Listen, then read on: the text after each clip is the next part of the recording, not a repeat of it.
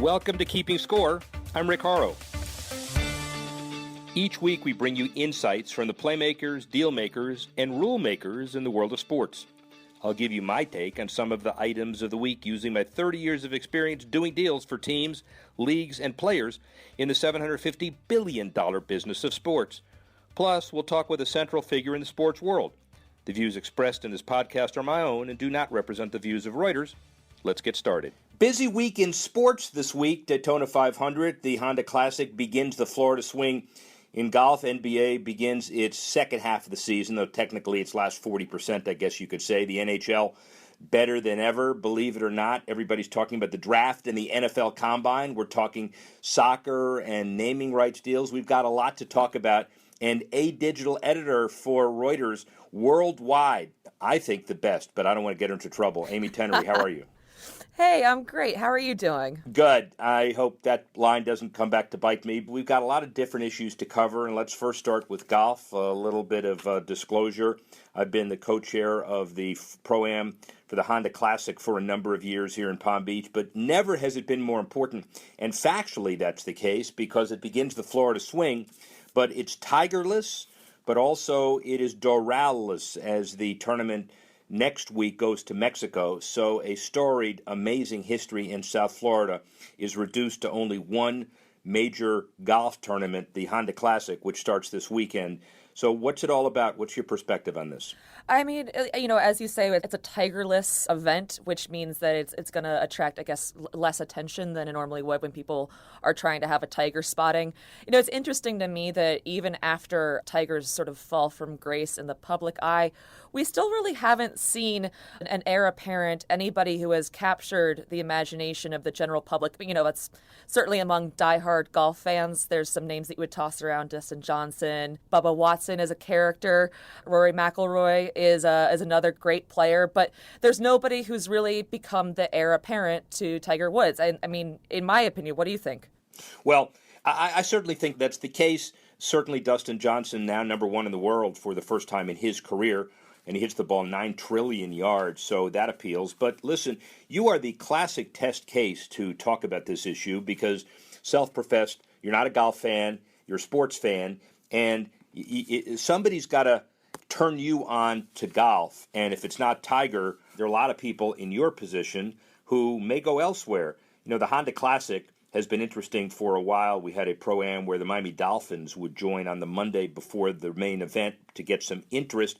There is a new Legends Club, $750 per person, wine and dine, lobster, shrimp, snow crab. Can't really do that on a golf course normally, but Ken Kennerly, director's trying that here. And the bigger picture is, will corporate golf and corporate South Florida embrace this tournament as the regional event, or does it become kind of the next tigerless event? We'll cover the fact that Doral is not Doral. It's in Mexico next week, the ultimate of ironies. And then after that, it's the Bay Hill Classic without Arnold Palmer. People are taking it over, but Arnold Palmer has departed. So the Florida swing, there are some questions about it. But Pat Perez, who is a good golfer in his own right, he made the best quote I think I've seen in a long time. He said, "Tiger's the needle. Anyone who argues that he's not is crazy. It's almost like seeing Bigfoot now. You don't know when he'll see him." Yeah, and he's the one who is bringing in the casual fans. And I just don't see right now that there's anybody else who has brought in the casual fans to the same level. Yeah, very fair. So shift over to another sport. Not a niche sport necessarily. You certainly don't call it that for the rest of the world. But the MLS continues to grow across the country. Audi reached a naming agreement for DC United's new stadium, $300 million deal, 15-year, $100 million deal for LAFC's stadium. So the deals get bigger and bigger. New stadium in DC. MLS seems to have more leverage than ever before. What do you think? Yeah, I mean, I would say so. Typically you compare, Major League Soccer to other major sporting leagues in the United States, and it just doesn't rank up there. But, you could compare this to, for example, what Barclays paid for naming rights at Barclays Stadium in downtown Brooklyn. That deal obviously took several years, but they had a 20-year deal that was worth about $200 million, roughly, according most reports I've seen.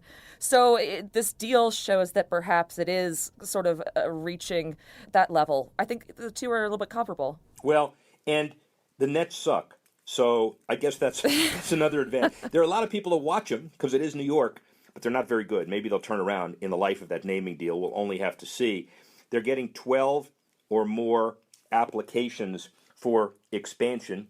Ultimately, they're going to only choose 4.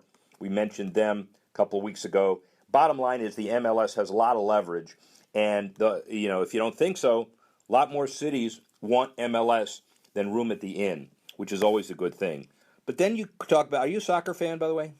Yeah. I was a hardcore fan of the U.S. women's national team, and that's kind of gotten me a little bit more into the sport. They're just such a dominant force, and I definitely would consider myself a soccer fan. Well, U.S. women's national team is great every 4 years. Let's just hope that the women's soccer professional league keeps the momentum going so we can watch it, a few years from now. Yeah, that's the problem is you have to get people in seats in years when it's not the World Cup or whether, years when it's not the Olympics. And it's great when they put on a spectacle every 4 years, but you're right. I mean, they have to keep that momentum going, and I would love to see their recent performance be enough to make that happen. You got to wish them luck, but certainly nobody has any question about whether soccer is the world sport just because Americans don't think it is. The fact that the EPL gives us something to talk about is a big deal. I think they've finally gotten with the program. Tottenham Hotspur built a stadium. It's called White Hart Lane, but they're not going to use that name. They're going to sell their name. They think they can raise $500 million US for the naming rights. And Chelsea, planning to build a 60,000-seat stadium on the site of Stamford Bridge, wants a naming rights partner as well. So it is interesting that the storied English soccer teams are finally getting with the American program and trying to sell everything for money. Well, let's go to the fourth topic, but actually the one that in many cases is much more avid and much more interesting than any of the others we have, which is NASCAR, which starts its season off with their Super Bowl, back asswards, but they have the biggest deal probably of any major sport these days, because according to USA Today, the Daytona 500 is set to be the most expensive sporting event of this year, much more hotel rate hikes than the Super Bowl in Houston, the National Championship in Tampa, going for $379 per night at Super Bowl 51, $521 a night around Daytona. Not a whole lot of nice hotels in Daytona. I can personally attest to that, but it's just an example of NASCAR having a huge following and a huge sporting event with the Daytona 500. Yeah, I agree. And also, I was sort of looking this up before our podcast, and now NASCAR stopped its policy of actually providing attendance estimates back in 2013, but the Daytona International Speedway has a capacity of around 100,000. And now if you compare that to the home of Super Bowl 51, NRG Stadium, that has a capacity of about 80,000. So right there, you already have 20,000 more people who are coming to your town that are going to be interested in getting hotels. And then, as you pointed out, Daytona doesn't have the same stock of hotel rooms available to people. So those hotel owners can actually take advantage of the situation. Whereas, cities like Houston, Phoenix, they've got a lot more available rooms to begin with. So I think this is obviously a huge win for the town of Daytona Beach. And I also, I was reading up on it. I think there's some cool storylines going. We have Jeffrey Earnhardt's going to make his Daytona debut. He's the grandson of Dale Earnhardt Sr. I think that's a great story, and I think it should be a fun day. Should be a fun day, but NASCAR are also trying to take advantage of some of the stuff that's going on. Monster Energy is now the new sponsor, replacing Sprint. They're looking very hard at highlighting and activating their television deals with Fox and NBC. But NASCAR, now the first company to partner with a digital video company, DeskSite.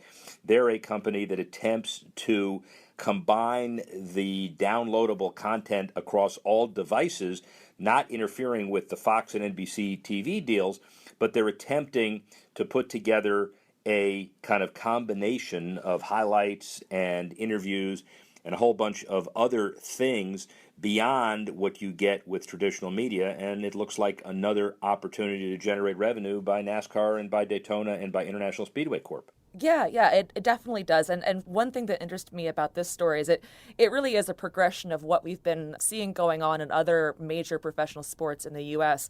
This week, Reuters actually reported exclusively that Facebook is in talks with Major League Baseball to live stream one game a week. And obviously, this year during the NFL season, Twitter experimented by live streaming several Thursday night football games. So while Desk Site doesn't necessarily, to me, have the same recognition as a juggernaut company like Facebook or Twitter, obviously, if you're a diehard NASCAR fan, this is something that you could potentially seek out and could be supplemental to your regular viewing habits. So I think it's yet another piece of evidence of these leagues embracing streaming platforms on different devices. Yeah, and the other thing about it is, if you're a NASCAR fan and you're casual about it, this is always a test case because they reach so many different people and there are so many avid fans that just because they did this deal with the Desk Site company doesn't mean that they're stopping. On the other hand, this is probably the beginning of their next foray into kind of vertically integrated content. The bottom line is, you think about these facilities, and nobody thinks of them as stadiums. The Daytona International Speedway last year opened up as a revolutionary new experience. Details across the road with the developments they're doing, $400 million spent by the company. And that spawned the next one because we all know that the entire industry depends on new or renovated facilities. So $170 million or so to renovate Phoenix International Raceway, announced a couple weeks ago. That becomes the next big deal for International Speedway Corp. And 2 races a year there, economic impact tremendous. We'll let Brian Sperber, who runs Phoenix International Raceway and has been a rising star at International Speedway Corp for a number of years, explain all of this. Their next race comes up in March, but Brian speaks about Phoenix International Raceway, the issues of competition in the Valley of the Sun, and maybe more importantly, the future of NASCAR and ISC. So here's Brian Sperber. In the boardroom, beyond the scoreboard, keeping score, whatever you want to call it, we interview the brightest business lights in all of sport. And now that we've covered most of, let's call them the stick and ball sports, we're gearing up for Daytona and Talladega, and more important to this guy, the 2 Phoenix races and all the other big races on the calendar. The first year of Monster Energy being involved, first year for a lot of different stuff, but also a big friend, a very important guy in the Valley of the Sun, mega events, rising star, already risen at International Speedway Corporation, the guy that runs Phoenix International Raceway, one of the brightest minds in the industry. Brian Sperber, how's that for an intro? That is fantastic. I hope my interview can live up to that billing. It'll live up to it and even more. So Phoenix International Raceway undergoing a huge, massive facelift / renovation, classic public-private partnership. Why don't you tell us about it, Brian? Sure. Well, this is really the second chapter in Lisa France Kennedy's vision. Of course, I'm sure your listeners know Lisa's grandfather founded NASCAR, and she's the current CEO of International Speedway Corporation, our parent company, and ISC, which is publicly traded, owns 12 racetracks around the country, including Daytona. And a number of years ago, Lisa really had a vision of massive redevelopment, reinvestment in some key properties in the portfolio. And the thinking there is that it's quote-unquote impact capital. So in other words, if we could put a lot of chips on the table at one venue versus spreading small but not insignificant, but smaller amounts around to all 12 tracks, we'd have an opportunity to really move the needle, and that was the thinking a number of years ago. And so Lisa made the commitment, and the board backed that commitment to do a $400 million reimagining of Daytona International Speedway, which was a massive undertaking for the company. And that opened up last year, February, at the Daytona 500 to rave reviews. It was really a project that changed the perception of the industry. It changed the norms of the industry, and really ushered in a opportunity for a lot of innovation on the racetrack / venue side of things. And so that project now is off and running very, very successfully.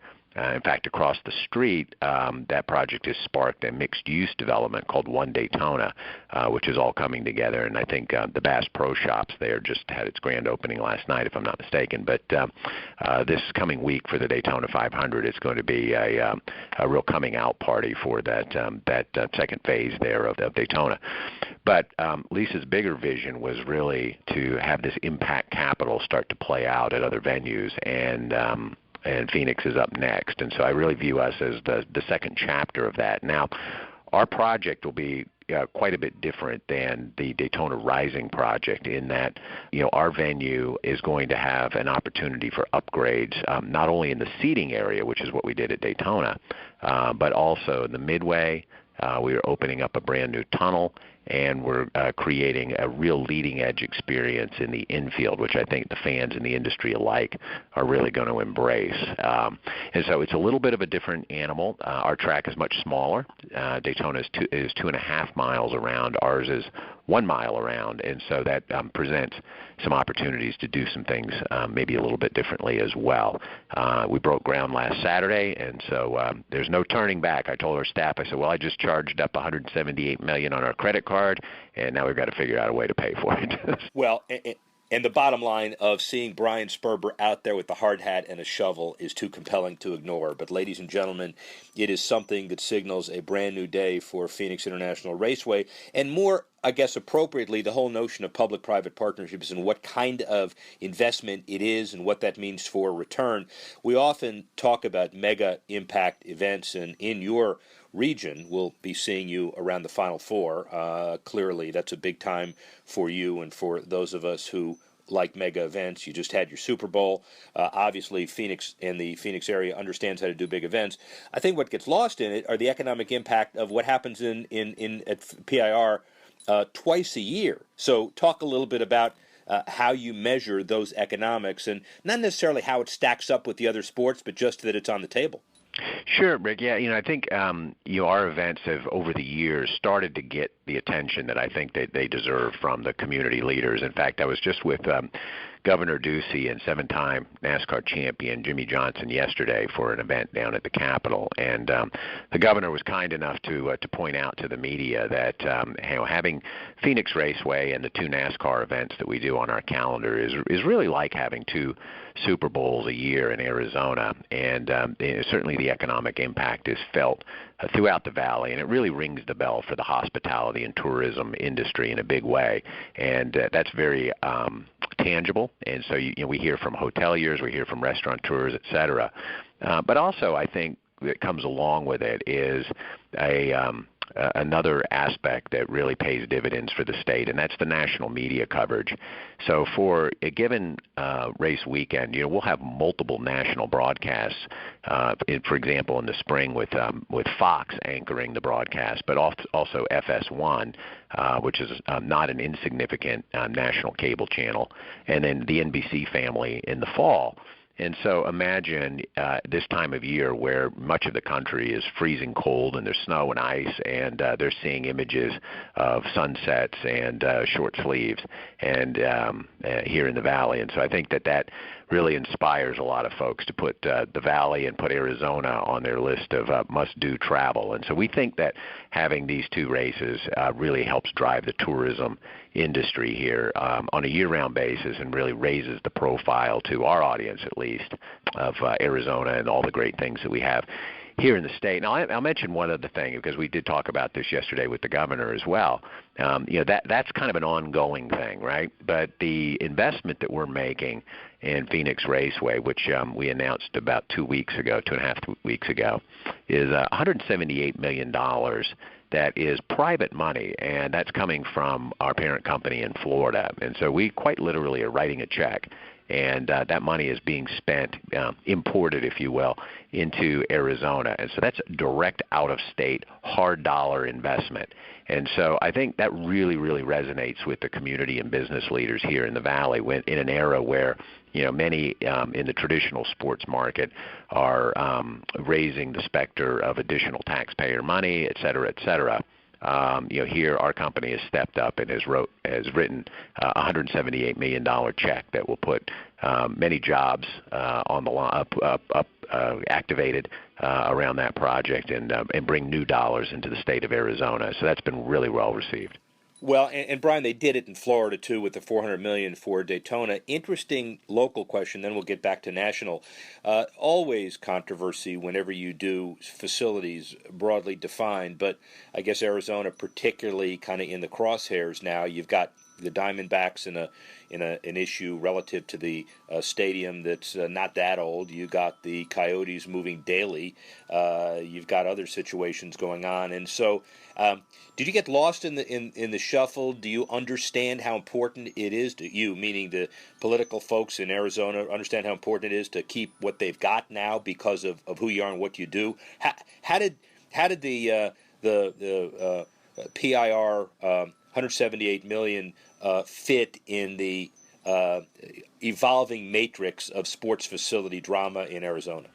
Well, I think it's been really well received, and Phoenix Raceway, I think, has carved out a position here in Arizona as really being sort of the NASCAR, the hometown franchise for NASCAR, if you will. And so we've really seen over the number of years how the community has really embraced our sport and really feels like Phoenix Raceway is part and parcel of what life here in the Valley is all about in terms of sports. It wasn't always like that, and there was a day, several decades ago where I don't think the locals really understood what the heck was going on at the racetrack. These race cars and all these folks from out of town coming in, but today we really are embraced, and it is part of the fabric of the community. And so I think when we announced any kind of a renovation here, I knew that it was going to be well received, and it certainly was. But you raise a great point that. This is all coming at a time when other sports venues are raising their hand about needing to redo deals that are publicly financed, and so that certainly is going to be a point of a lot of controversy, a lot of conversation in the community, and in our case, where it's a direct investment coming from out of state. It's a huge win for the state. It's a huge win for sports in Arizona, and I think it's a story and an opportunity that the whole state can really get behind, and so far they have. Well, anytime anybody hears any noise of race engines, it's dollars. Let's not all forget that. And let's also shift to national. We've done local a little bit, regional a little bit. The whole opportunity for the sport to take the next step. Some cynics would argue that it is an interesting transition between Sprint and Monster Energy at the top sponsorship level, got TV issues, attendance issues. How do you feel generally about the business of NASCAR/ISC heading into Daytona?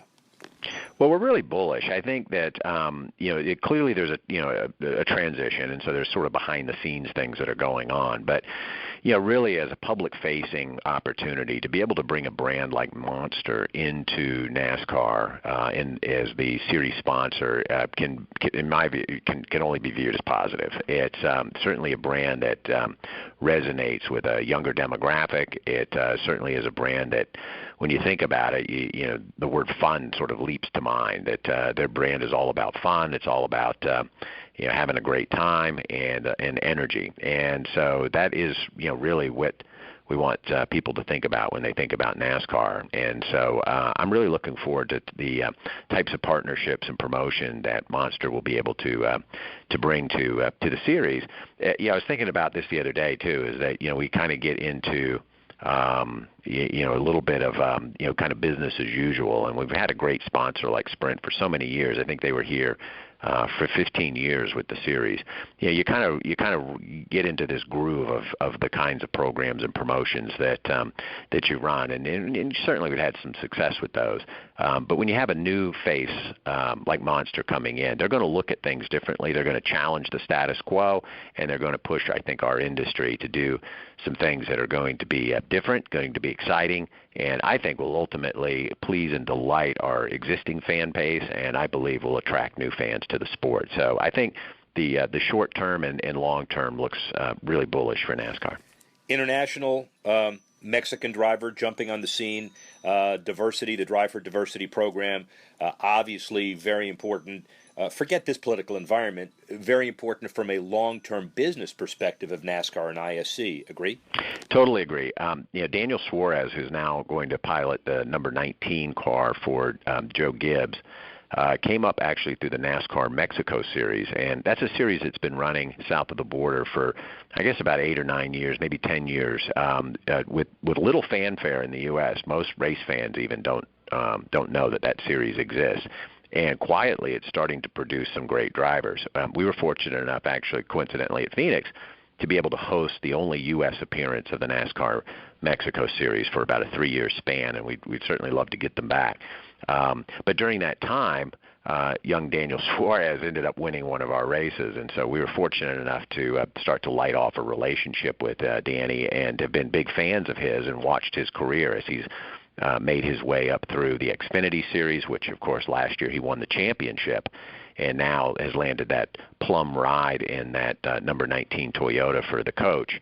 So all eyes are going to be on Danny. And the nice thing about what we've seen with the trajectory of his career is that this hasn't been manufactured in some boardroom with a bunch of CMOs. The kid can drive. And he's an excellent driver. He's proven that at the Xfinity Series and really every level that he's competed in.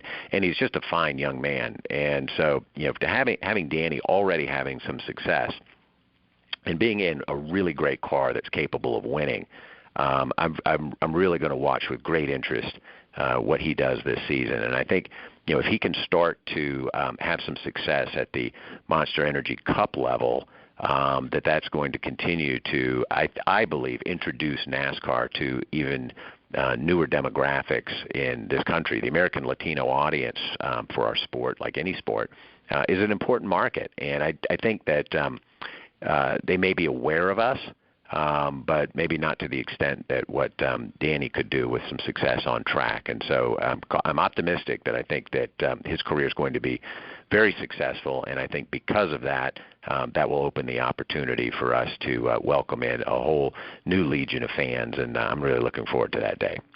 A couple more from the boardroom perspective. Television ratings, attendance, stable, concerned, worried, everything okay? Yeah, I think it is. It's an interesting time in sports. I believe that all the major sports are really going through this period of time where demographics are changing, where media is changing, how millennials consume sports is rapidly changing.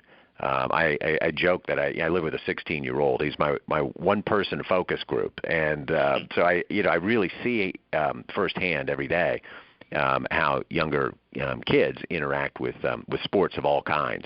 And there's no question it's going to challenge all of us. I was with an executive for one of the Major League Baseball teams just this morning for breakfast, and we were both talking about how Major League Baseball and NASCAR and NFL and really all the majors are now going to be faced with an opportunity to sort of redefine ourselves and what we bring to the table and how we cater to new and younger audiences, and I think we'll do that. It's definitely will be a period of adjustment and transition, but I really love our part of the board, so to speak, and that race cars are they're fast, they're exciting. I think it translates really well for video games. It really translates well for virtual reality, for all sorts of video applications digitally.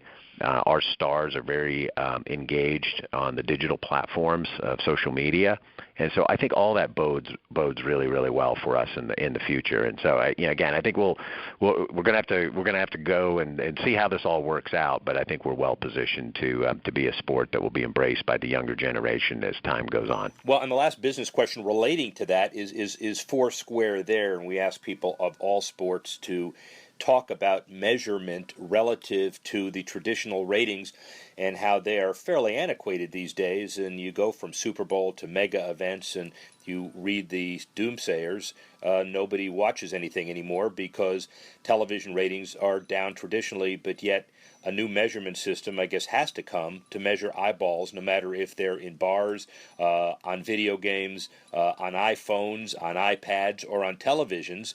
And it sounds like NASCAR is trying to stay ahead of that game.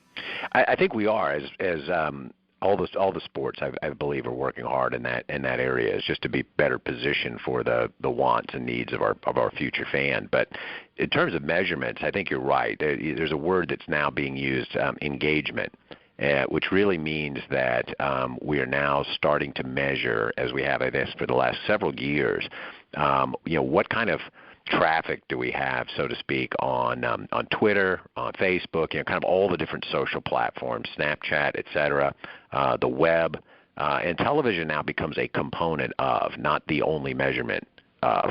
And so TV plus all these other areas are now being measured under the term engagement.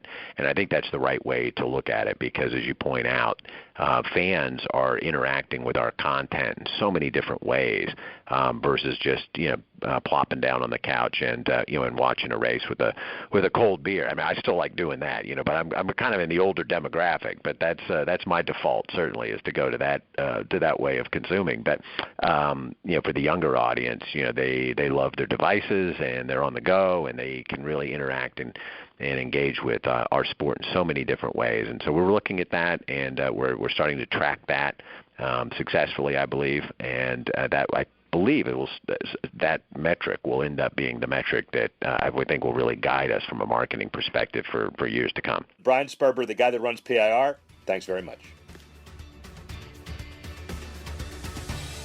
Thanks for listening to this edition of Keeping Score. I'm Rick Horrow. The producer of the show, Alex Cohen. Associate producer, Bethel Habte. Assistance provided by Tanner Simpkins and Carlos Waddick. And the executive editor of Reuters Digital, Dan Colarusso.